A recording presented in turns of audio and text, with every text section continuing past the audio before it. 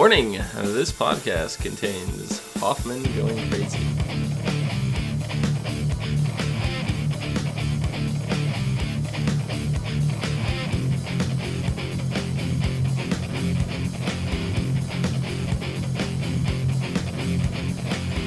What's up, everyone, and welcome to the SCNI TV podcast for Saw 5. I'm your host, Dom. Joining me, we have Kim and Nikki.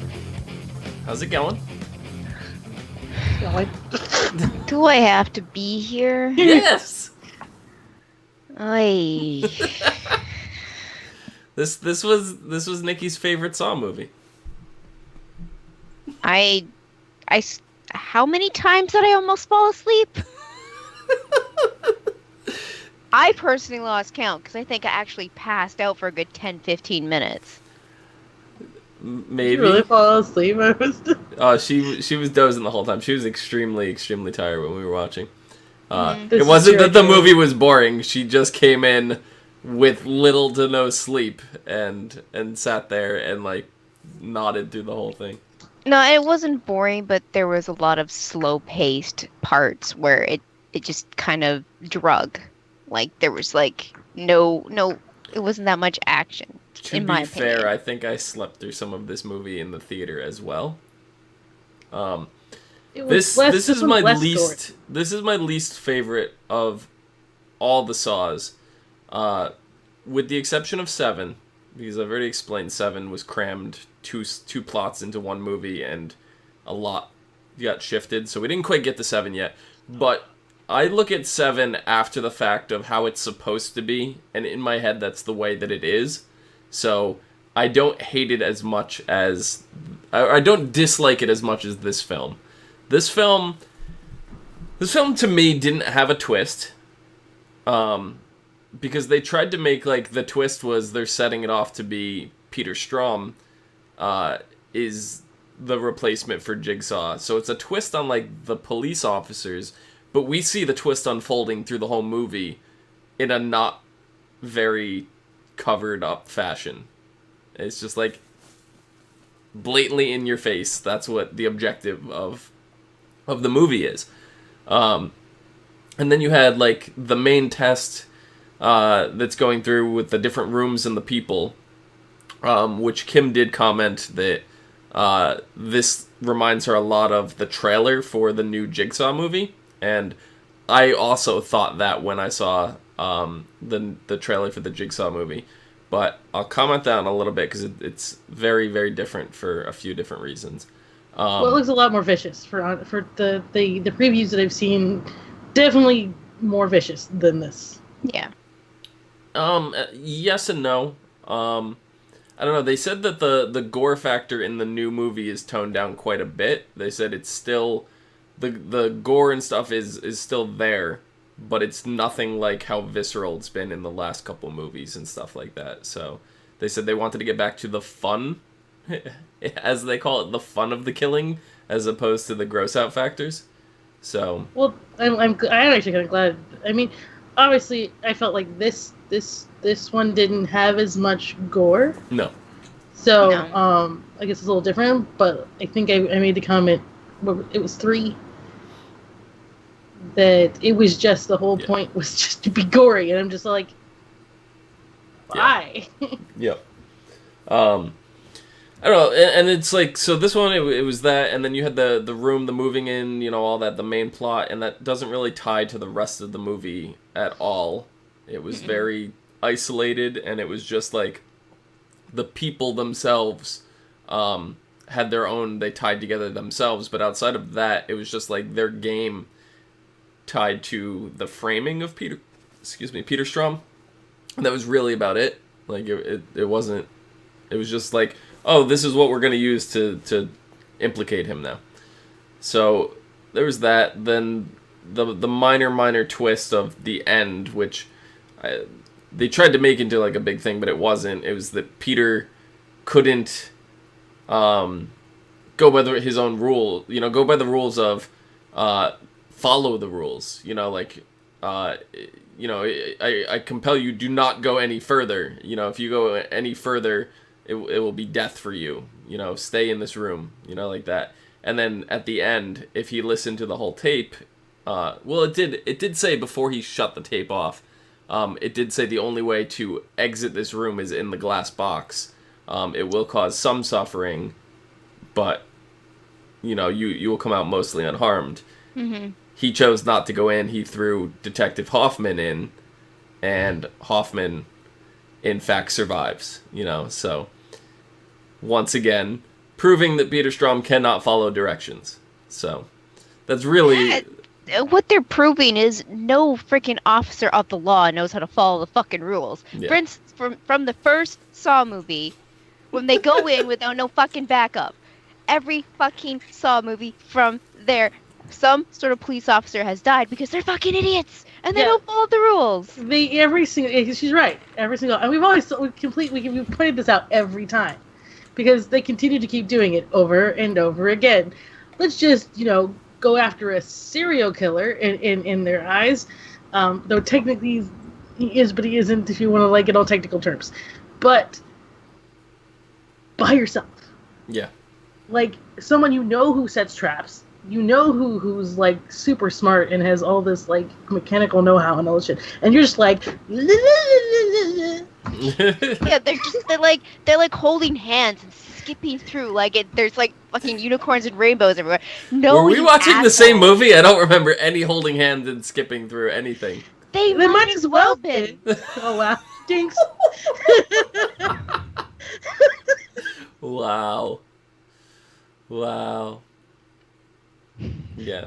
So, this movie opens up with the second most visceral scene of the movie, which is the murder of Seth Baxter. We get to see a trap with him, which, all it basically said is you gave hopelessness to other people, you had a 5-year life you had a 5 years, you only served 5 years of a life sentence, rather.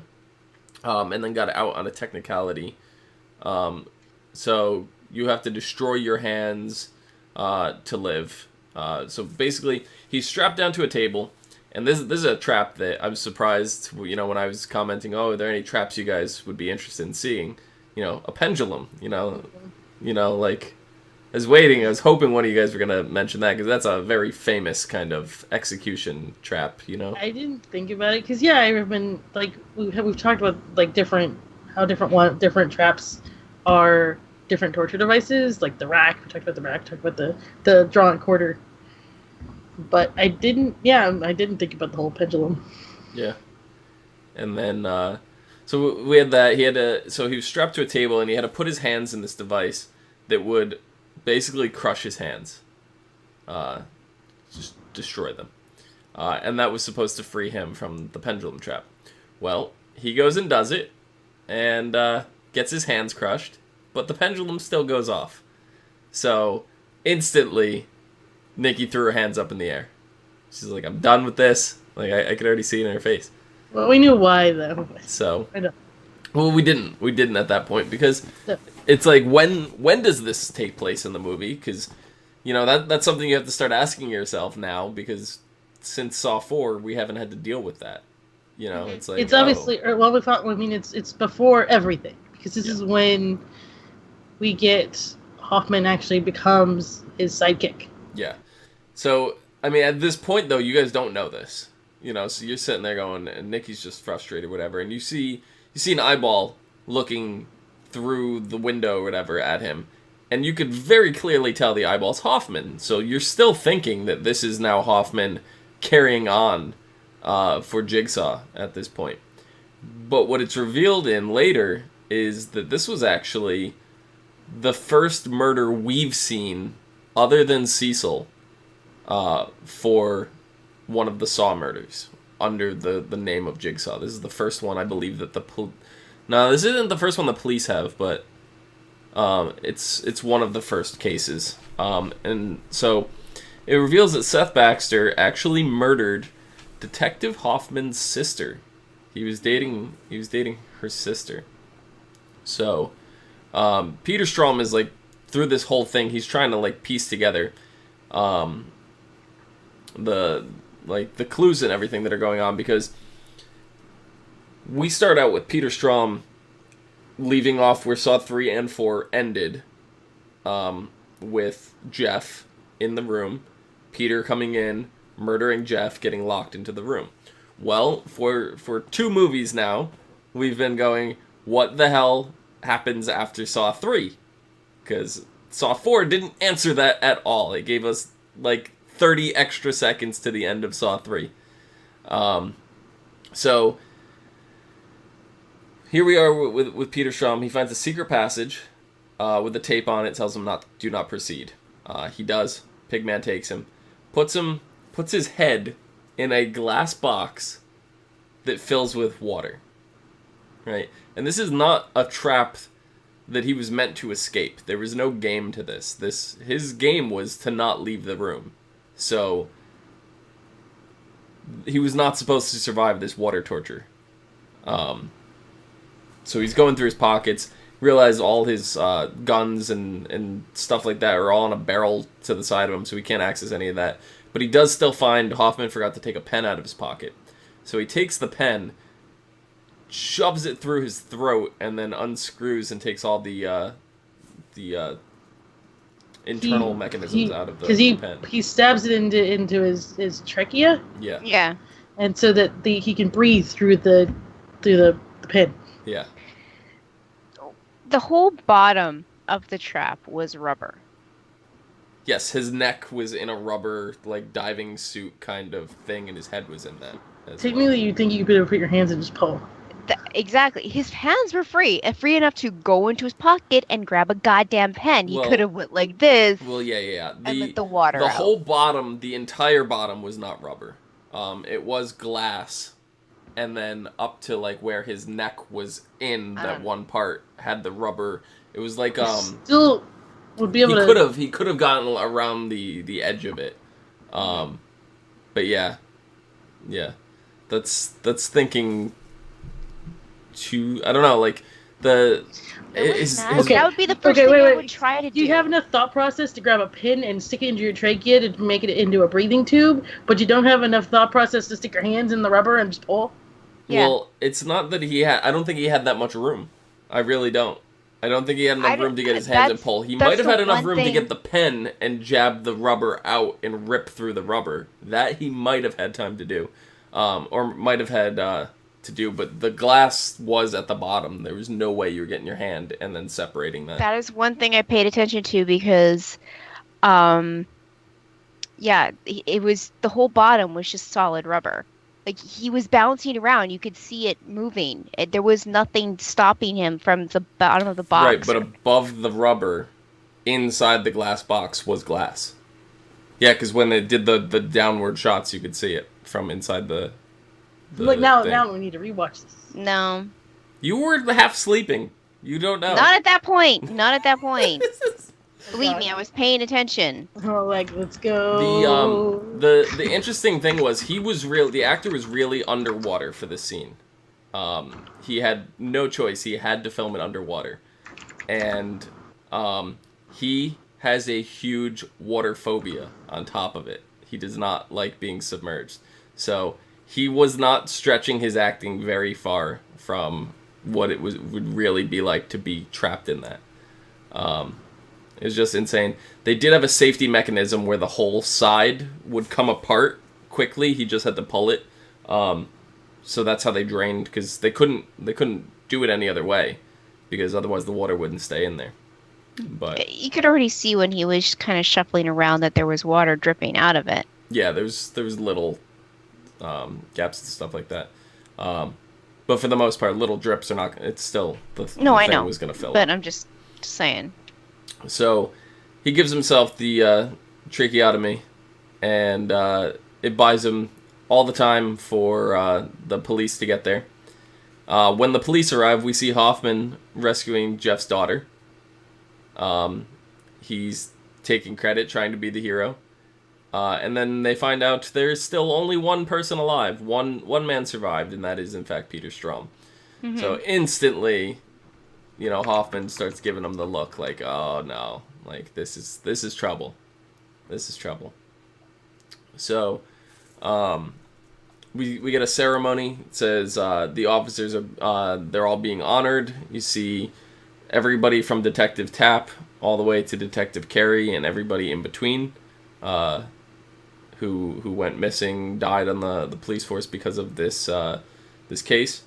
And it is announced that the Jigsaw murders are over. Mark Hoffman gets a promotion, and he goes and says that justice is the backbone to any society, and true justice has been served.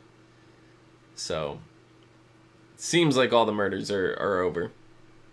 I'm not getting a good image, so sorry. I've been looking for this. I see a lot of rubber. It does look like, but I'm not seeing the aerial shot. Yeah. I'll have to go back and check it. Like actually, I have to like actually watch. Yeah. Yeah. Because from here, all the images look like it's just rubber. Yeah, the bottom of it is solid rubber, but above that rubber layer that is not visible from underneath is a glass layer that you can only see from the aerial shots of the trap. But we find out that Agent Perez did not make it. She died of her wounds, so her next move was in fact critical. Jigsaw was not lying. She did not make it through. And her last words to Strom were Detective Hoffman. So Strom instantly went on this. Special Agent Erickson comes in, first time we meet this character, and he puts Strom on medical leave, takes him off the case immediately. I'm like, why are you taking him off the case when there should be no case? Because they just got through saying the Jigsaw murders are over. But we do find out Hoffman does have another test running. We were introduced to all of these people's pictures in Saw 4. When we're looking in, when Hoffman and people, they're talking. It was the scene where Hoffman said about the girl, the one that Kim had mentioned. It was like, oh, that's when Hoffman was, I realized Hoffman was going for Jeff's daughter or whatever. In that scene, on one of the bulletin boards were all these people, their case files, so they knew they were missing at this point. Yeah.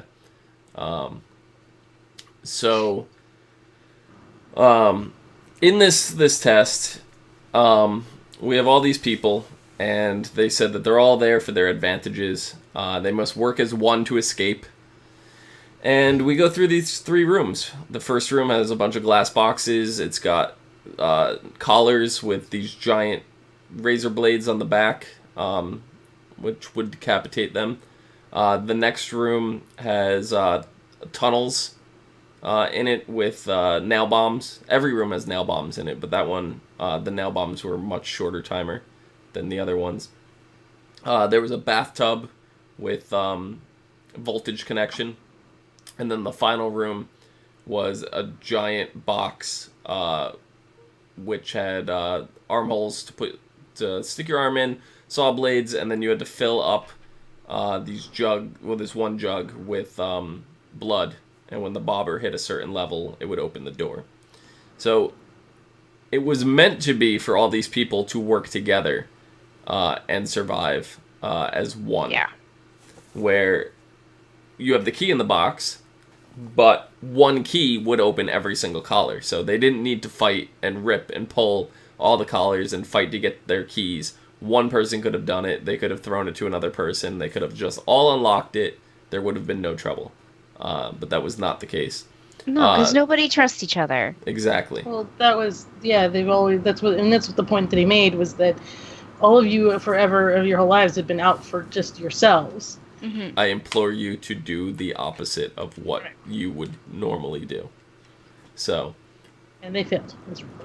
Even one of them said, so we just sit here? And he's like, no, there's a nail bomb. Like, that timer's going to go off. Because when, implore you to do the opposite, the escape, the opposite would be to sit here. And they're like, no. It's not that literal, but,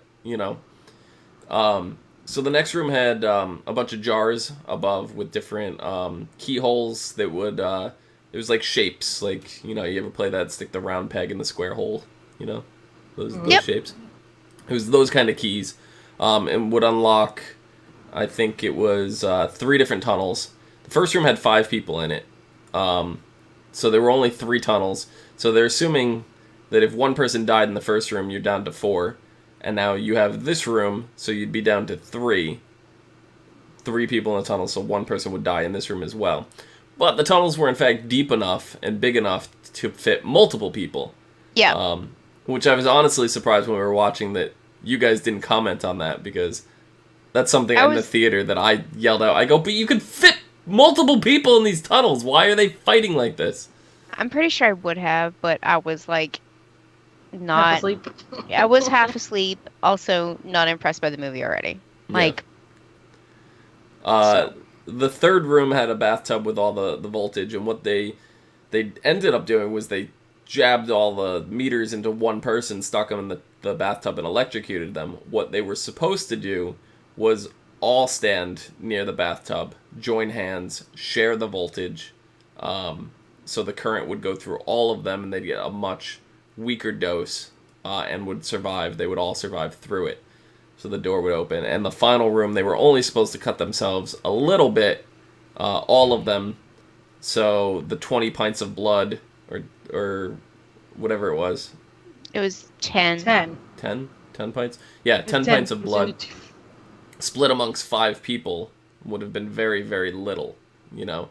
But instead, there were only 2 people, so they had to put 5 pints in each. Yeah. So their whole thing was that we had a fire inspector, a gossip reporter, senior VP of real estate, Department of City Planning, and the guy who set fire to the entire apartment complex.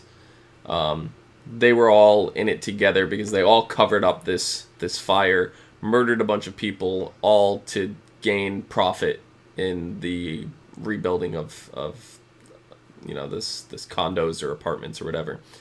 So it really's been, and this is why this was it Aubrey James in chat saying it's his favorite Saw, and for me the story is just like the weakest of all the Saws, because it's like if this turned out to be part of like the plot somewhere that tied into the rest of the movies, this specific building, I probably would have enjoyed it more. But the building that they were talking about literally had no ties. Everybody online when this movie came out said, oh, they must be talking about the gas house in Saw 2. And I was like, no, that's not the case, because we do see the gas house in this movie from Saw 2. We find out that Detective Hoffman had actually remodeled this house. Completely. Yeah, he completely renovated the trap house. That's the house he's living in. When Peter Strum follows Hoffman into a house and goes down into the cellars and everything, you come into the house. It's a nice staircase. It's all furnished and everything. The little side door on the side of the staircase, that's the door that they all went down to for Obi's trap with the furnace and all that. Wandered up down one of the halls or whatever, and came into the room with the safe in it. The safe is actually still in the corner of the room. And then he lifts up the trapdoor in the floor, and he goes down below, and that's the tunnels and everything. And at one point, they look at the door to the bathroom, but they don't go into it. And from there, you could see the blood trail from where Eric Matthews had smashed his foot and dragged that. And a lot of people are also saying that might be the blood trail, from Lawrence Gordon from Saw 1, which is a huge possibility as well. But they were in the same area, though. Yeah, so that's what I'm saying. They could have overlapped it, but the trail wasn't too big, so... it looks like one of them... It looks like Gordon's was cleaned up at one point, and this is the more recent Hoffman one, because Gordon's would have been a year and a half prior to this in terms of the timeline. So, but yeah, so in there, that's where the glass coffin was. That's where Strum entered. This is the same glass coffin that we saw in the flashbacks of Saw 4. I did mention it does come back. Yeah, because we were talking about, they were like, well, where did that trap come from? Where does what is going on there? I actually you had to point out the fact that this was the same house, because I had not seen it. I didn't actually watching. Yeah, Nikki just as soon as the movie was over, she just She left. She's gone. Went right to bed. Well, no, Me I and Kim caught. went in and we analyzed the movie a little bit more. We went back and we Yeah. watched the scenes of the house, and I showed her a couple other scenes and stuff like that. Well, I know I was around for when you were showing and talking about the house and saying, oh, well, there's a safe and everything. So like I know about that because I was around for that. Yeah. But Yeah, so I thought that was like the coolest part for me was that they showed this house. They didn't make like a big deal out of it. You never would know otherwise, and that's the level of detail that I like. That it's there, and it's whatever. It wasn't a big like in your face, oh my god moment, but for the people that follow the movie and the people that pay attention to the detail, it's like an Easter egg. It's just like, oh, okay, that's cool. So it's a nod back to that. So in the meantime, like while all this was going on, Peter Strahm was looking up different cases. And he finds a Seth Baxter case, and he finds out that Hoffman's sister was murdered. So he goes to the Seth Baxter warehouse where he was killed. And he's sitting there and he's analyzing the crime scene, and he's kind of like playing over the scenarios in his head. So instantly when we find out that Seth Baxter was the person who killed Hoffman's sister, it answered the question of why the trap didn't work at the beginning. Because Hoffman was not just trying to kill him for the sake of killing him, he was actually getting revenge on him for killing his sister. Which is what I feel Strahm like- pieces together in his head, that's the only trap he did that with, though. Unlike Amanda. Yes. Yeah. And in here, we learn that Hoffman was not working with Jigsaw at the time. This was pre-Jigsaw. Jigsaw was still around. He was doing stuff, but this for Hoffman, this was pre-Jigsaw. This was pre-Saw 1. This existed before Saw 1. And he set up the whole thing to look like a Jigsaw murder in so he could get away with the killing without getting blood on his hands. So that leads to when did he first meet Jigsaw? So Peter Strahm's going through the different crime scenes and he's kind of like trying to piece this all together in his head. What we see is their first meeting, which appears to be Hoffman's apartment complex. And he goes up and he gets into an elevator, and this is where Jigsaw meets him. John Kramer is in the elevator. Sticks him with some knockout toxin, whatever injection. I don't know exactly what it was. But then he sits him into a room, and he's got a shotgun against his throat. He's tied to a chair. And Jigsaw basically says, this is for you being a copycat. Imitation is the greatest form of flattery, but, you cannot give me credit where on inferior things. He's like, the blade wasn't tempered steel and like all this stuff, on the trap. So it looks like Jigsaw went and examined all this stuff after the fact. I mean, it seemed like he was trying to, because we find out later that obviously he's trying to be like, I can help you if that's what you want, because I don't want you running around being a baddie. Yeah. So the shotgun wasn't loaded in the thing, and he basically scared the shit out of him, pulled the trigger, and then said, see, this is what it feels like to change your life. Like, up to this point, you thought you were going to die. Now you appreciate things a little bit more. That is what I'm trying to do. He said, rigging the traps means nothing. Surviving the traps instantly rehabilitates people. So it's either you join me, or I'll turn you in for what you did with Seth. You're going to take me down, but you're coming with me kind of deal. So then we see Paul from Saw 1, the guy in the razor wire. We saw how he was captured. It was both Hoffman and John working together to get him. Sets up his trap, and then we have Jigsaw having Hoffman watch the trap to see what it's like for the rehabilitation process. Then he also says, look, here is Detective Tapp. Or Hoffman says, look, here's Detective Tapp. He's on to us. And Jigsaw's like, all right, yeah, I know about him. I'll look into it a little more. But in the meantime, I need you to lead a doctor to me. So we get Gordon's penlight. Now we find out how Gordon's penlight ended up at the crime scene in Saw 1. Makes a lot more sense now. Yeah. So, then we see the Saw 2 traps. We see how they're setting up the gun in the eye hole.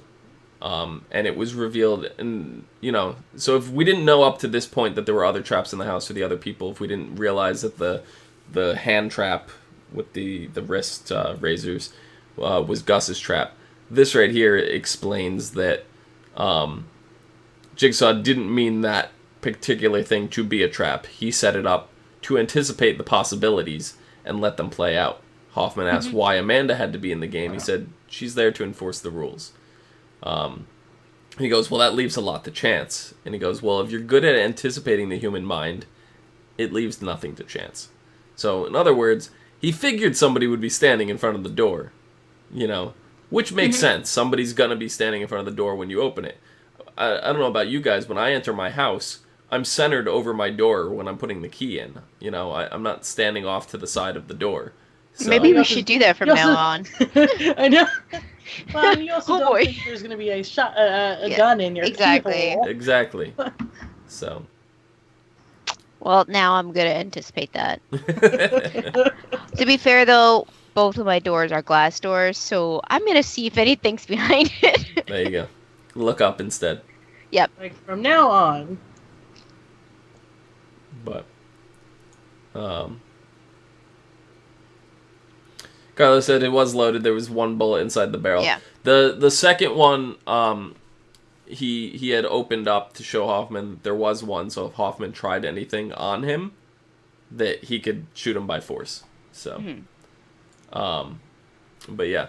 So then we also see Hoffman was involved in the Saw 3/4 timeline as well.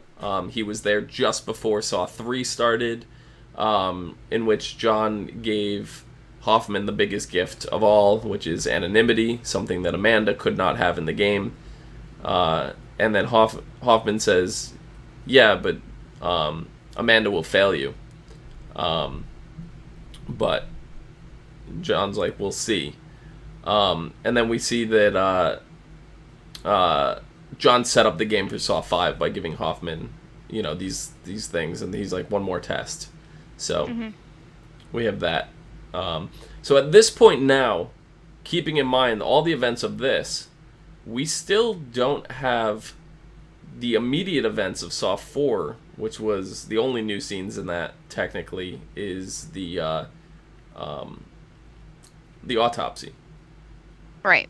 Right, and the autopsy said that Hoffman was not going to get away untested. So we still don't see this, because this is immediately after. So at this point, I don't even know if Hoffman was called in to the morgue. I think Hoffman was technically called into the morgue after Saw 5. So, but no. What do you mean no? You would think that once Peter Strom, even though he survived his test, as soon as he got out of there, because that's the warehouse everybody was in, Amanda, all the dead bodies. So you would think after that, and then there's that whole recovery time after he got rescued. So I feel like the autopsy was directly after. I figure the autopsy's running while this movie's running, and then the call Hoffman happened at the end of this movie, because Peter was in the hospital immediately. Yeah, and he it's not like he was in there and out the next day. He had recovery time. It was like a few weeks, wasn't it? I don't think, I thought it was all the next day. No, it didn't seem like that. No, I mean, there's no way you're walking out of the hospital after stabbing your trachea. He had a bandage over his throat. Yeah, but it's still it's not like your trachea is a thing. I mean, it's not he basically did surgery on himself. Yeah. So it's not something that you're gonna put a Band-Aid over and be like, woo. Yeah, it's I mean, not gonna happen. That's realistically what they did. It's not like they went in there and did any other surgery to it. There's That's what also they're it's making. also open, like your trachea leads down into your lungs, I know. and your stomach. So he can't go anywhere with that, like untreated. You know, it has to be sewn up as well. Yeah, I don't know. I thought they just sewed it and threw the gauze and the bandage on it, and he left, kind of deal. No, that's So- not There's how no that way. works. At least a week of recovery time, at least. Mm. Okay. But Carlos says, yeah, he was in the hospital for a few weeks. Yeah, that's the thing. They never really specified on there, No. so No, yeah, they I was just under the impression this is all like the day of, like the following day from following everyone. But yeah, so really through this whole thing, it's made for Erickson to think that Peter Strahm is the accomplice. So, Hoffman tells Strahm that he thinks that the accomplice was someone on the inside. Well, he tells Erickson that Strahm thinks it's somebody on the inside. And he sees... So Erickson goes and looks some more details of it. He knew that Peter Strahm had come to the station that day, but he was told to leave because he was off the case and all that. And Strahm said, "Oh, I'm just gathering some of my things, my belongings." Finds out that all the case files for the Jigsaw murders are missing. And then we had we're going to go back to the beginning here in a minute, but we have Jill come in to see Erickson as well. And Jill reports that she's being followed by the FBI, and she believes it's the one who interrogated her, which is Agent Strahm. So Okay, this is where I pointed out the fact that so it's either two things with her. She either is involved, and she's playing into the concept of framing Strahm, or Hoffman is making it seem like Strahm is the one stalking her. So Yeah. I don't know if I trust her at this point. Well, we did see Jill at the very beginning of the movie. And she's in a lawyer's office. It's not her lawyer, it's John's lawyer. John's lawyer called her in, had a post-mortem kind of setup for her. There was a tape, which was John, not Jigsaw. It was John sitting there, apologized, and he left a box for her. He said the contents of the box are of the utmost importance. We have not always met eye to eye, but I hope you know what to do with them. See, I was like, is it a refrigerated box? Is it more of him so she can have another baby? Oh no! Oh my god, that is not. I didn't. But it's just a regular little lockbox.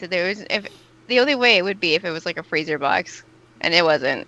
Yeah. Okay, one of the thoughts I had was I always forget his name. The first guy, the one that actually that's the reason they lost the baby. Oh, Cecil. Cecil's head. That was Yeah, that I would have think been her a skull reaction by would have now. been different. That would have just been a skull by now. True, but still. Yeah. So we don't know what's in the box at this point, but we did find out she unlocked the box with a key she had around her neck. Mm-hmm. So she had this key there the whole time. I believe one of you pointed it out last movie that she had a key around her neck. So, I think it was Nikki. yeah. Yep. You always gotta be looking now because we found out at the end of Saw 3 that Amanda had a key around her neck the whole fucking time. So now it's always like, does that person have a key around their neck? Yeah. So, I mean, this one to me, like, it's set up a lot and it gave us a lot of backstory, but in terms of carrying on the Saw, like setting up events and stuff like that and keeping into the continuity of Saw, it doesn't really add anything new. It just goes back and fills in a lot of holes. So, Yeah. for me, and even though that's kind of what Saw 4 did, that was a whole twist. That's what Saw 4, they made Saw 4 into a twist to reveal that information. And that was done really well. Saw 5, it was just done as the movie went on. It just seemed like a regular movie. And on surface value, that's okay. But in terms of it being a Saw movie, the twist was very weak. I think this is my least favorite of all the Saws. So. No, I think you kind of mentioned it when we first started talking about this podcast, about this movie. The story and the trap, very disconnected. Mm-hmm. Like, it didn't feel like it didn't feel like the traps where the people were in had any it didn't feel like they had any part of the story whatsoever. They were just there so that we had something to kind of give us the heebie-jeebies. That's it. Yep, and I was still holding out through the next couple movies that it would tie in somehow, and I'm gonna let you know now it doesn't. So, Huh. See, I'm a little bit different on this one, purely because I think I like the backstory stuff. Mm-hmm. So I was all right with that because being the forefront. Yep. And that the trap, the main trap itself, didn't take forefront. Like, it wasn't the point of the entire movie. The whole point of the entire movie was all of this backstory, and I liked the backstory. See, I'd like to point out that it was during the traps where I was mostly nodding off when I was watching this. I do agree with you, and it's nice to get a change where the traps aren't like this big thing, but for me, Saw's a big puzzle, and everything's supposed to fit together, and it's just like, this one thing just, like, fits off out of nowhere. Yeah. It's like, you just built a little puzzle on the side, like a companion puzzle, like it's not any, part of the I don't know, it's weird, but... And watch, it comes up in Jigsaw, and we're that would be cool, because... There's where it is. Because, like, you did mention that, the trailer for Jigsaw, which we really haven't discussed ever in this line of movies that we're doing, because obviously, all these movies have aired at the time, that we're doing this. They're all out. The only one that's coming out is Jigsaw this Halloween. 8th. Yeah. So, with that being said, yes, the trap in Jigsaw looks a lot like this one, and it does remind me a lot of it. There are elements of it, because this one you had 5 people, and they moved. All 5 people move between rooms. Well, what it looks like in the Jigsaw movie is all these people start off in this room. They have a chain around their neck, and the chain is dragged up to a wall that has a bunch of saw blades that are spinning on it. Kind of looks like a combine, like the big farming combines where it's like... They're also wearing these steel, like, death masks or whatever, so you can't see who they are as it goes on. But we also see that they do leave this room. They're in other rooms later. But they're also still connected by the chain when they're in these other rooms. So what it seems to me is they're in one long area, and they're dragged by this chain, and they have to do something to remove the walls or the obstacle in the way so they don't die in said room, and the chain keeps progressing through more rooms and stuff like that. That's what that seems like to me, because at some point the death masks do come off, and you are able to see everybody's face. So I feel like it's going to have a little bit of an element of the Saw 5 setup, where it's like the move to room, which was also kind of Saw 3 and Saw 4 vibe, where you had Rig and Jeff were in, one game, one test, and they were moving from area to area. Jeff's was all in a warehouse. Rig was spread out through town. And then in Saw 5 here, it's one area as well, but, this was timers and bombs and stuff like that. I like the concept of the chain. I like the concept of them all being dragged through different rooms and stuff like that, and have objectives to do before, it gets to the end of that room. I do like that. So we'll see how that plays out. We'll see how that overall ties into everything. And then we'll see how all of that ties into the rest of the Saw franchise. But, I don't know. I would like for some aspect of this house here, whatever the apartments, whatever the burn down, the fire, I'd like to see that come up again. It really would. But unfortunately, it does not. Currently, yes. Yeah. So, favorite trap? I can't. There. None of them made. Oh, I forgot to mention. The very end of the movie, when Hoffman was going into the glass, we have Peter Strahm, who's trapped in the room, and he deals with another trap that I was surprised you guys didn't mention, and that was the crushing walls. You know, like every Indiana Jones had this. Yeah, there's another you know, one. like, You're right. You know, it's another famous kind of booby trap that I was really expecting you guys to call out at some And point. another bone snap. Yeah. Oh yeah, that was the part that interested me the most, was Kim's face when I saw the bone snap.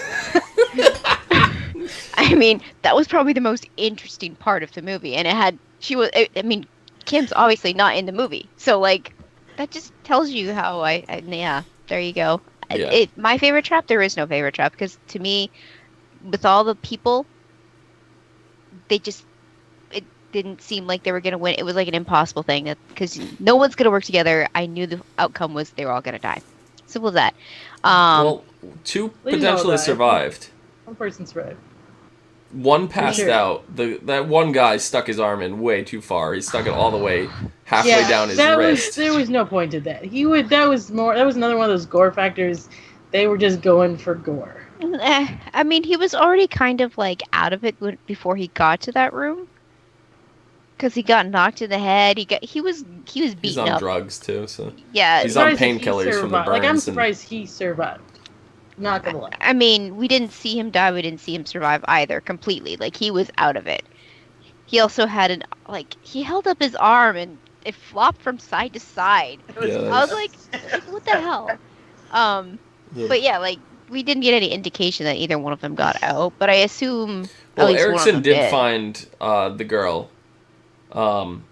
She was like bleeding out. She had enough to like stick the claw thing up, and then Erickson's like, put it down, get on the ground, and she just kind of like passed out at that point.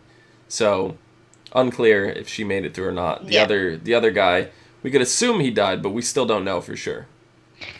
I mean, if she does survive, I mean, she's an actress that's been in a lot. I mean, she was she was in Dexter, she was in Buffy the Vampire Slayer. She's been in a lot of things over the years, and I'm sure they could probably get her to come back in some way or form.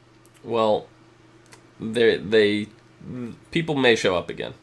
Like I said, their story of the building doesn't come up again. That doesn't mean they don't. Okay. So, I was more yeah. or less like, I've kind of like shut off. I forgot that there were 6 and 7. We were jumping straight to 8. So I'm like, maybe we could see her get an 8. No, like we still have 2 more We movies. still gotta, We still got 2 more movies to cover. I guess I'm just done. I'm like, forget 6 and 7. Let's just skip You straight guys. to 8. She's like, I'm going home. So, all right. So, Kim, favorite trap. I don't know if I really have one, because like this movie, I was more, like I said, I was more focused on the story. So trap wise, I kind of was like, It's a tie for me between the pendulum and the wall crush. Those two, just they're really, really good, and they're such classic like booby traps that. Well, I guess the pendulum's not a booby trap per se, but the. No, that was just I mean, I like the pendulum. I'm not gonna lie, that was cool. I think I do have to win the wall crush trap though, because you never ever see that actually go off in a movie. They always escape at the last minute. This is probably the first movie in cinematic history that it actually crushed the people in the room. Actually kill someone. They always stop it, like right before it, like the ones where like the spikes. Yeah. Yeah, like I wanna see that. R2-D2. He stopped it right before they were getting all squished in Star Wars. Right. So, but the one with the spikes, so the same concept of the wall moving, but the spikes coming down from the ceiling. Yeah. Or what is it like? That was like the one that we had, I think, in Indiana Jones, was the spikes, right? There's a few Temple different of ones. Doom. There's Indiana Jones. Yeah. There's a specific other name. It's called an oubliette, or it's the same concept. So it's like a trapdoor concept, something like that. It's like the traps are like this. There's like spikes in the ground, and then they fall in the pit. Yeah, you fall in the pit. Yeah. What I was thinking of was like the Chinese water drip, where it just drips so long and like just from a high distance into your forehead that it eventually just like makes a hole right to your brain. Yeah, it softens the skin. Bloop, bloop, bloop. So, yeah. So I don't know. That's probably my favorite, and I also think the most gruesome. Oh, Kim's gone. Kim booped. Kim booped. I don't have a scene. I don't think I have one. No, I don't.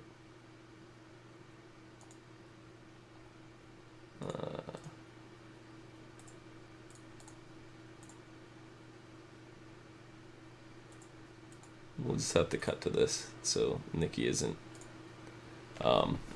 split across two screens, and hopefully Kim makes it back. Yeah. But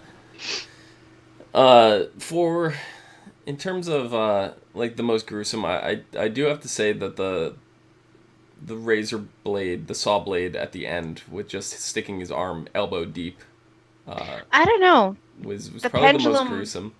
The pendulum with the intestines flying all over the place, I think that was far more gruesome. Yeah, Yeah. that was pretty visceral. And yeah, I don't know. So if you had to rate this, and we know right now that it's Saw 1 for 1 325. for no 1 for 2 3. 325. You like 3 better than 2? Yep. I thought we were all in No. agreement at one point. No. I don't like to. Yeah, I thought you said 3 was way worse. Mm-mm. So, this one fits for you where? At the very bottom. Yeah, that's where this fits for me as well. Very last movie. So. Kim's back. Is she? He's coming.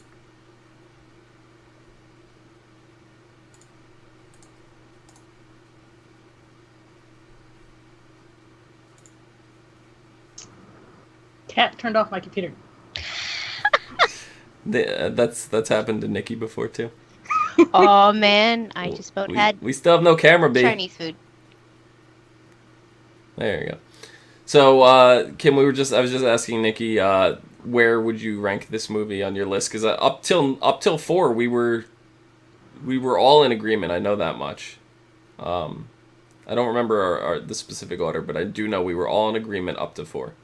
I put 4 because I put 4 really close to 1. Yeah, but it came down to you couldn't decide between 1 and 4, and I said, but without 1, 4 wouldn't have been as good. Yeah, so that's why why we you decided still that. gave it to 1. That was so it was 1 4, and it was 1 4 2 3. I think it was, or 3, was 2. it 3 2? It was 3-2. Okay.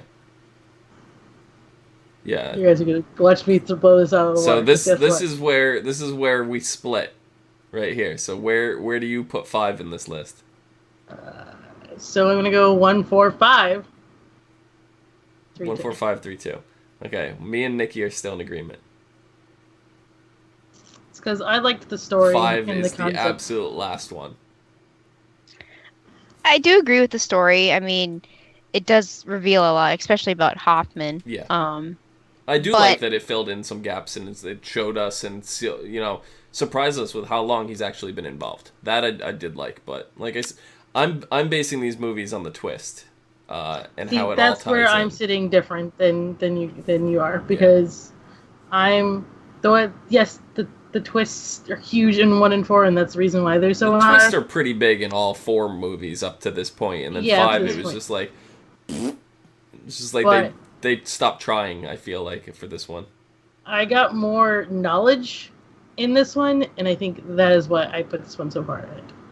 Yeah. I could ignore the weak, very weak, really almost lack of twist, and I ignore the whole that whole main trap was not the main anything, but Yeah, it wasn't a main trap at all. I think the main trap was Strom. Yeah. Yep. So, if we had to choose between the pendulum and the wall crush as your favorite, if you had to pick between those two, which one wins it for you guys? pendulum. Yeah, because it's true to the Saw gore factor, the pendulum. I mean, the wall. The only thing with the wall that you saw was the bone snap, and then that was it. You saw Hoffman disappear, and that's it. I mean, there wasn't Which was much cool. to see. I can't say that wasn't cool. That was really cool because he had that smirk on his face, like, haha, I win, you lose. I'm gonna say that I know when we first saw him, we didn't like him, and that's purely because we knew he was up to something. I like him now. Yeah. I will say, next movie shows you what a true badass he really is. Oh, I'm excited. That makes me happy. So, expect some good stuff next movie. That's really all I'm going to say with that. But yeah, we're down to 2 more left. So 6 I feel is stronger of the next 2. But I think when we talk about 7, because when we talk about 7, we have to remember that this was supposed to be the final movie. Right? It's 5? literally 7. Oh, 7. It's right, okay. Saw 7 is literally called Saw the Final Chapter. It's not even called Saw 7. It's called the Final Chapter. So when we get there and we discuss it, we do have to remember that it was meant to be the end. They knew at some point the series would probably come back, but it was meant to be the end of this whole section.